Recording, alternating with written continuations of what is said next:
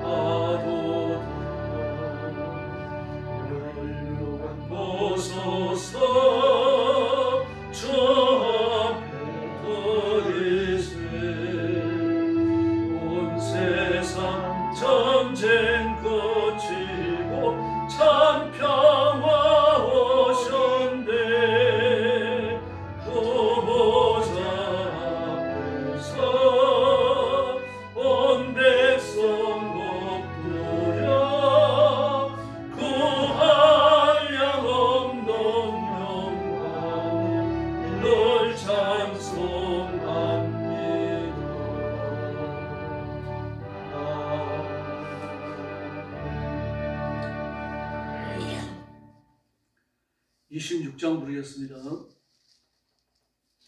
찬송가 26장입니다.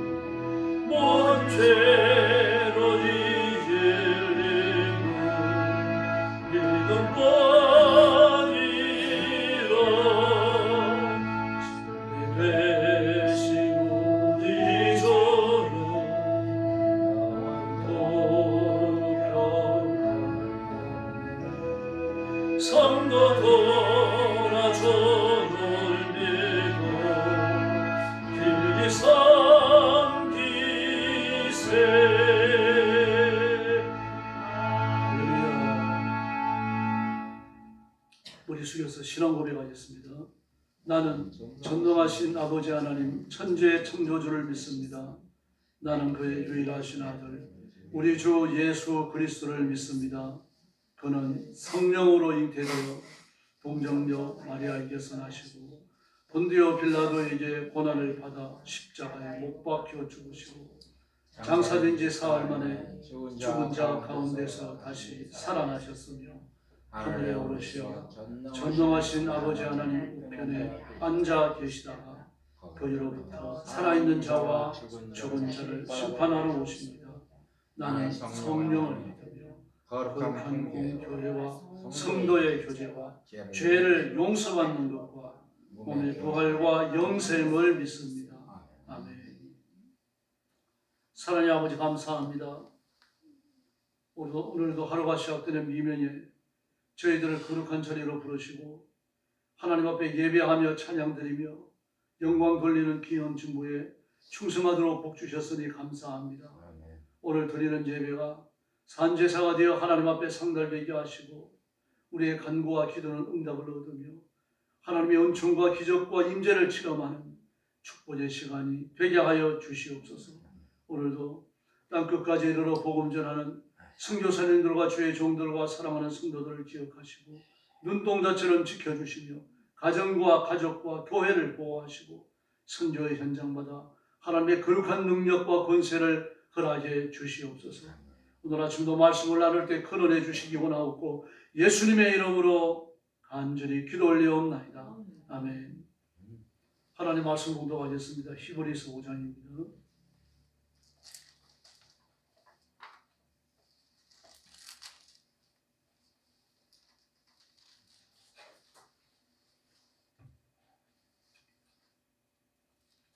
예, 1절 말씀부터 제가 먼저 봉독하겠습니다. 제사장마다 사람 가운데서 택한 자이므로 하나님께 속한 일에 사람을 위하여 예물과 속죄하는 제사를 드리게 하나니 그가 무식하고 미혹된 자를 능히 용납할 수 있는 것은 자기도 연약에 휩싸여 있습니다. 그러므로 백성을 위하여 속죄를 드린 것과 같이 또한 자신을 위하여도 드리는 것이 마땅하니라. 이 존재는 아무도 스스로 취하지 못하고 오직 아론과 같이 하나님께 부르심을 받은 자라야 할 것이라. 또한 이와 같이 그리스도께서 대제사장 되심도 스스로 영광을 취하심이 아니요 오직 말씀하신 이가 그에게 이르시되 너는 내 아들이니 내가 오늘 너를 낳았다 하셨고 또한 이와 같은 데서 말씀하시되 내가 영원히 멜기세덱의 반차에 따르는 제사장이라 하셨으니 그는 육체에 계실 때에 자기를 죽음에서 능히 구원하실 이에게 심한 통곡과 눈물로 간구와 소원을 올렸고 그의 경건하심으로 말미암아 들으셨음을 얻었느니라. 그가 아들이면서도 받으신 고난으로 순종함을 배워서 온전하게 되셨은즉 자기에게 순종하는 모든 자에게 영원한 구원의 근원이 되시고 하나님께 멜기세덱의 반차를 따라 대제사장이라 칭하심을 받으셨느니라. 멜기세덱의 가나여는 우리가 할 말이 많으나 너희가 듣는 것이 둔함으로 설명하기 어려우니라. 때가 오래되었으므로 너희가 마땅히 선생이 되었을 터인데 너희가 다시 하나님의 말씀의 초보에 대하여 누구에게 가르침을 받아야 할 처지이니 단단한 음식은 못 먹고 젖이나 먹어야 할 자가 되었도다. 이는 젖을 먹는 자마다 어린아이의 의의 말씀을 경험하지 못한 자요. 14절 같이 봅니다. 단단한 음식은 장성한 자의 것이니 그들은 지각을 사용함으로 연단을 받아 선악을 분별하는 자들입니다. 아멘. 히브리서 5장은 예수님께서 대제사장보다 탁월하시다고 말씀하십니다. 예수님도 대제사장이시죠. 멜기세덱의 반차를 쫓는다 이 말씀은 대제사장이시라는 이야기입니다. 그러나 인간 대제사장과 다른 탁월하신 분, 유일하신 분이라고 하는 걸 보여줍니다. 1절 말씀에 보면 인간 대제사장은 사람들 가운데 뽑힌다고 말합니다. 그러나 뽑힌다라고 하는 것은 사람들이 제비 뽑기를 하거나 투표를 해가지고 너 대제사장이라 그렇게 뽑는 걸 말하는 게 아니고 4절 말씀에 보니까 아론과 같이 하나님의 부르심을 받아서 얻는 것이라고 말하고 있습니다. 그러므로 대제사장은 아론의 후손만 할 수 있는 거죠. 하나님이 그렇게 대제사장 한 사람을 부르신 게 아니고 혈통을 부르셨기 때문입니다. 왕의 혈통에서 왕이 나오는 것처럼 대제사장의 혈통에서 대제사장이 나오는 거죠. 그래서 나중에 12지파가 분류되어질 때 12지파 중에서 레위지파가 하나님의 성전과 관련되어진 모든 구별된 거룩한 직무를 감당하고 레위 지파 중에서 아론의 자손이 대제사장이 되는 것입니다. 근데 그 하는 일이 뭡니까? 사람을 위하는 일을 합니다. 사람을 위하여 그랬죠. 그리고 하나님과 관계되는 일을 하게 되어집니다. 사람을 위하는 일, 하나님과 관계되는 일입니다. 사람을 위한다고 하는 일은 사람의 죄를 짊어지고 하나님 앞에 나가는 것이고, 하나님과 관계되는 일을 한다는 것은 하나님 앞에 죄사함을 위하여 제사를 드린다는 이야기입니다. 그래서 사제의 선포까지 하는 거죠. 그게 대제사장의 몫입니다. 일반 제사장과 다른 점이 바로 거기 있습니다. 일반 제사장은 성전에 거드는 일부터 시작해서 제사를 진리하는 일을 합니다. 그러나 대제사장은 자기 백성들의 모든 죄를 짊어지고 하나님 앞에 나가서 대신하여 그 죄를 사하는 제사를 드리고, 그리고 이스라엘 백성들 앞에 그 죄가 사하여졌음을 선포하고 축복 기도를 하는 이 일을 합니다. 그래서 예수님은 대제사장의 반차를 쫓아오신 분입니다. 그래서 사람을 위하고 하나님과 관계되는 일인데, 그것은 1절 하반절에 나오죠. 예물과 속죄의 희생제사를 드리는 것이다. 그렇게 말씀하십니다. 그러나 인간 제사장은 하나님 앞에 나가서 사람을 위하고 하나님과 관계되는 일을 하지만 2절 말씀에 보니까 자기도 연약함이 휩싸여 있다고 했습니다. 무지하며 유혹에 빠진 사람들을 너그러이 대하실 수 있다. 약하기 때문에요. 나도 죄를 짓는 사람이고, 나도 인간 자체가 부족하기 짝이 없는 그런 한정된 육신을 갖고 있기 때문에 자신을 돌아보면서 인간들이 이렇게 약하니까 하나님 은혜가 아니면 안 된다라고 하는, 사람을 불쌍하게 생각하는 그런 마음을 가진다는 이야기입니다. 그래서 3절에 보니까 그 연약함 때문에 그 백성을 위해서 하나님 앞에 제사를 드립니다. 그러나 그것과 동시에 자기를 위해서도 제사를 드려야 돼요. 그래서 대속죄일이 되어지면, 10월 10일 대속죄일이 되어지면 대제사장은 하루에 여러 번 제사를 드리죠. 자기를 위해 제사를 드립니다. 가족을 위해 제사를 드리고, 왕들을 위해 제사 드리고요. 그리고 제사장들을 위해서 제사 드리고, 그 다음에 비로소 백성들을 위한 제사를 드리는 겁니다. 약하기 때문입니다. 그럼 이것도 영예롭다는 얘기입니다. 백성들을 위하고 하나님과 관계된 일을 하는 인간 제사장, 한정이 있고 한계가 있고 그 부족하기 짝이 없는 그런 인간이 하는 일에도 불구하고 그 자신은 영예가 있다는 얘기입니다. 왜 그렇습니까? 사실은 하나님을 뵙기 때문입니다. 지성소에 들어가 법궤의 그릇들 사이에 좌정하신 하나님 앞에 엎드리기 때문입니다. 이거 말로 형용할 수 있는 그런 본이 아니죠. 그래서 이걸 영예롭다라고 말을 한 겁니다. 바로 이와 같이 대제사장이신 예수님께서도 자기를 스스로 높여서 대제사장이 되신 게 아니라는 얘기입니다. 하나님 맡기신 사명인 것을 말합니다. 그래서 뭐라고 말합니까? 오늘날 내가 너를 낳았다. 성부 하나님께서 성자 하나님을 영원히 낳으셨는데 마치 하나님과 예수님 사이에 위계가 있는 것처럼 표현되어져 있습니다. 그럼 위계가 있는 건 아니죠. 동등하신 하나님이십니다. 영광이 동등하고 영생과 권능과 권세가 다 동등하십니다. 그러나 내가 너를 낳았다, 이 말씀은 왜 하시는 겁니까? 인간의 몸을 입고 오셨기 때문입니다. 인간의 몸을 입으시는 이것 자체가 하나님의 영광을 사양하시고 오셨다는 뜻입니다.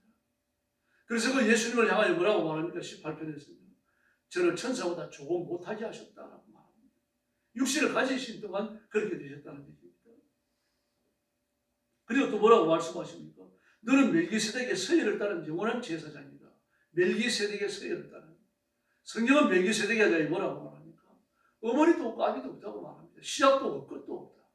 그래서 예수님과 반문을 하다는 그런 뜻입니다. 멜기세덱을 누가 제사장으로 기름 부었는지 성경은 안 나옵니다. 하나님이 기름 부으셨다고밖에 말할 수 없는 거죠. 그럼 어느 혈통에서 태어났는지도 성경은 침묵합니다. 예수님께서 인간의 몸에서 나셨으나 인간의 혈통을 따른 게 아니고 영원하신 하나님의 영광스러움을 따른 것인 것처럼요. 그래서 멜기세덱과 예수님을 그렇게 비교하는 겁니다. 이렇게 대제사장이 되셨어요. 인간의 대제사장은 다른 것이죠. 그렇음에도 불구하고 인간의 연약함, 유약함, 보잘것없는 인간의 육신을 가졌기 때문에 7절 말씀에 보니까 인간으로 세상에 계실 때, 즉 자신이 대제사장의 직무를 수행할 때 자기를 죽음에서 구원하신 하나님께 큰 부르시움과 많은 눈물로서, 심한 통곡과 눈물로, 큰 부르시움과 많은 눈물, 그렇게 되어 있습니다. 큰 부르시죠. 그 마음 밑바닥에서 솟아올라오는 그 탄원을 이야기하는 겁니다. 그 안타깝게 짝이 없는 그 간절한 외침을 이야기하는 거죠. 그 외침으로 하나님 앞에 부르시었고, 그리고 예수님의 그 경유하신 것, 기도 자체가 하나님을 경유하기 때문에 드린 거죠. 그리고 간구를 들으셨다라고 말합니다. 기도하는 이유가 뭡니까? 내 힘으로 안 된다는 이야기입니다. 하나님께서 해 주셔야 된다는 이야기죠. 그 간절함은 어디서 나옵니까? 하나님께 대한 경외함에서 나오는 거죠. 하나님을 존중하고 존경하고 하나님을 높이고 하나님만 절대적으로 신뢰하는 거기에서 나오는 것인데, 그걸 보시고 간구를 들어주셨다고 말해요. 그래서 8절에서 예수님이 걸어가신 육신의 길을 그는 아들이시지만 고난을 당함으로 복종을 배우셨다라고 말합니다. 인간의 육신이 이렇게 치열한 겁니다. 하나님이시지만 인간의 몸을 입으시는 그 순간, 육신의 한계 속에 붙잡혀 들어오시는 그 순간, 심한 통고, 큰 기도와 많은 눈물이 아니면 그 육신의 소욕을 억하고 나간다는 것이 어렵다는 이야기입니다. 오죽하면 예수님이 우셨습니까? 인간들의 완악함에 부딪히실 때 예수님이 우셨어요. 뺨을 때리실 때 참으셨고, 예수님께서 많은 구타를 당하셨죠. 채찍을 맞으시고 십자가에 못 박히시고 말할 수 없는 조롱과 고통과 역경을 겪으셨지만 주님 다 참으십니다.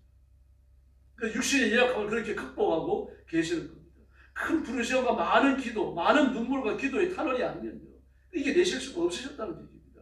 그래서 그 기도를 통해 하나님의 능력과 권능을 얻었고, 그렇게 함으로 고난 소지에서 복종을 배우시게 됐다는 얘기입니다. 이걸 어디에 적용하는 겁니까? 메시아의 길입니다.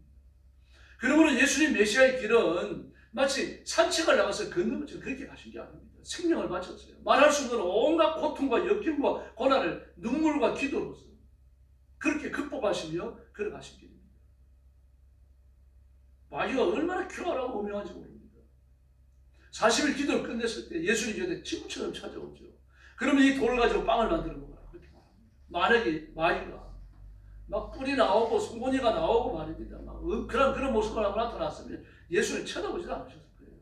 그래서 친구와 같이 말입니다. 그렇게 빛의 천사로 가장을 하고 그렇게 예수님께 나타나는 겁니다. 겟세마네 동산에서 기도하실 때도 마찬가지입니다. 예수님은 어디까지 몰아보십니까? 아버지, 할 수 있다면 이 잔을 내게서 옮겨 주십시오. 마귀가 그런 겁니다. 이 모든 시련을 이겨내신 그 과정이 어디에서 나옵니까? 큰 통곡과 눈물의 기도. 이게 아니면 이겨내실 수가 없었다는 얘기죠. 그렇게 해서 십자가의 대속의 고난이 완성되는 겁니다. 그래서 9절 말씀해 보니까 그 결과 예수님께 복종하는 모든 사람에게 영생을 주시고 멜기세덱의 반차를 따르는 대제사장이 되셨다라고 말합니다. 그러므로 예수님은 십자가에 죽으시고 부활하심으로 비로소 대제사장 직위가 완성된 겁니다. 그 백성들이 죄를 완전히 사하셨기 때문에요. 십자가에 죽으시고 부활하시고 성령님이 오시는 이 모든 과정들이 한 세트입니다. 죽으시고 부활하시고 성령님이 오시는 것 세 가지 사건입니다만, 그래, 그건 한 세트예요. 이 중에 하나라도 없으면 예수님 가짜입니다. 그러나 그것이 이루어짐으로 예수님이 진짜 대제사장이라고 하는 이 사실이 증명되어졌고 선포되어졌다는 얘기입니다. 오직 예수님만 우리의 구주이신 줄로 믿습니다. 예수님은 인간의 반찬을 쫓으셨습니다. 인간의 몸을 입으셨기 때문에 인간의 계열 속에 오셨고 인간의 혈통 속에 오셨습니다. 그러나 그분이 대제사장이 되셔서 온 백성들의 모든 죄를 짊어지고 단번에 제물이 되어 십자가에 죽으신 건요, 인간 이상의 반찬, 영생하시며 영원하시며 모든 인간들의 창조주가 되시는 그 탁월하신 생명의 승계가 있었기 때문에, 단순히 인간이셨다고 하면요, 모든 사람들의 모든 죄를 사하실 수 없습니다. 그래서 자주 제사를 드렸습니다. 구약에는요. 자주 제사를 드려서 속죄제를 드리고 속건제를 드리고 번제를 드리고 화목제를 드리고 말이죠. 소제를 바치고 자주 제사를 드렸어요. 그런데 예수님은 자주 제사를 드리지 아니하십니다. 한 번이면 족한 거죠. 심지어 대제사장은 1년에 한 번 대속죄일이 되어지면 10월 10일 날 모든 백성들이 1년 동안 지은 죄를 도매금으로 걸어지고 하나님 앞에 나갔습니다. 그래서 예수님께서는 그러실 필요가 없으신 거죠. 하나님의 생명이기 때문에. 하나님의 생명으로 지옥에 가야 하는 파멸받고 심판받고 던져지고 버려지는 모든 사람들의 모든 죄를 단번에 짊어지고 속하시고 죽음의 원수를 깨뜨리시고 부활하시고 성령님을 보내셔서 도장까지 찍어 놓으신 겁니다.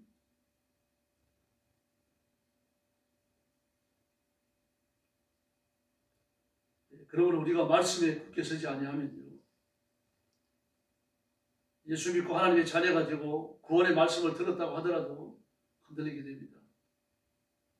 11절 이하의 말씀을 보면 너희 귀가 둔하여져서 멜기세덱을 설명하기 좋지 않았다라고 말합니다. 이 멜기세덱이 가지고 있는 대제사장의 독특한 직위와 예수님의 대제사장이 가지시는 독특한 지위가 서로 매치되는 면이 있는 거예요. 닿는 면이 있다는 얘기입니다. 이걸 너희들이 이해할 수 있느냐 이겁니다. 저도 잘 모르겠습니다. 성경이 말씀을 하시니까 믿음으로 받아들일 뿐이에요. 그렇다고 해서 인간이 멜기세덱이 하나님입니다. 그건 결코 아닙니다. 다만 세상에 나와 있는 그 모양, 어머니도 없고 아버지도 없고 말입니다. 어떤 혈통이 밝혀진 것이 없고요. 언제 죽었는지도 모르고 시작도 없고 끝도 없고, 그러니까 예수님과 비슷하다는 얘기입니다. 그런 뜻에서 매치가 되는 거죠. 그 이상의 의미는 저도 모르겠습니다. 그런데 멜기세덱의 그와 같은 독특한 모습과 예수님을 매치시키는 것 자체도 너희들은 이해하지 못하지 않느냐. 그 이유가 뭡니까? 귀가 둔하여졌다고 말합니다. 귀가 둔하여졌다. 너희들이 10년 믿고 20년 믿고 지금은 교사가 되어야 하는데 아직도 믿음의 초보를 붙들고서 초보적 원리를 붙들고서 이것조차도 남에게 배워야 하는, 그렇게 영적으로 성숙하지 않으니까 도대체 어떻게 된 거냐. 이게 사도의 안타까움입니다. 그래서 지금 너희들은 단단한 음식을 먹고 젖만 마실 뿐이다. 젖을 먹고 사는 사람은 누구나 다 어린아이다. 옳은 가르침에 익숙하지 못하다. 그런데 여러분, 문제는 어디에 나옵니까? 그들은 경험으로 선과 악을 분별하는 세련된 지각을 가지고 있지만 누가요? 단단한 음식을 먹는 사람, 늘 이게 없다는 얘기입니다. 이게 없다. 다시 말해서 변제를 경고하시는 겁니다. 이런 상태에서 너희가 이단의 말을 들을 때, 이런 상태에서 너희가 그 떠돌이 율법 교사들의 말을 들을 때 변절자가 되지 않는다고 누가 장담할 수 있느냐? 무서운 경고입니다. 많이 가르쳤습니다. 진리의 말씀으로 도전을 했고 하나님 앞에 굴복하는 걸 가르쳐왔고 말입니다. 진리를 일목요연하게 보여줬는데 그들은 그걸 거절해버렸어요. 받아들여가지고 내 것으로 만들지 않았습니다. 10년이 지났고 20년이 지났고 일생 동안 예수 믿어 왔는데 여전히 도의 초보를 배워야 한다고 말합니다. 남에게 배워야 합니다. 초보적 원리를 남에게 배워야 합니다. 영적으로 이렇게 성숙하지 않을 수가 있습니다. 그들 스스로 성장하지 않은 거죠. 진리에 대해 관심을 두지 않은 겁니다. 교회를 그냥 왔다 갔다 한 겁니다. 시계추처럼요. 바울의 설교를 들었지만요. 그래 들었을 뿐입니다. 그 믿음의 원리로서 내 것으로 삼고 그 말씀을 붙들고 살아가고 복종하고 노력하는 이게 없었다는 이야기예요. 그러므로 영적으로 성숙하지 않은 것이죠. 일생 동안 젖만 마시다 죽는 어린아이, 50, 60, 70, 80 죽을 나이가 되어졌어도 기저귀 차고 사는 거죠. 또 기저귀 받아내고 말입니다. 저지나 먹고 죽이나 먹는 그런 사람으로 사는 겁니다. 그래서 옳은 가르침에 익숙하지 못합니다.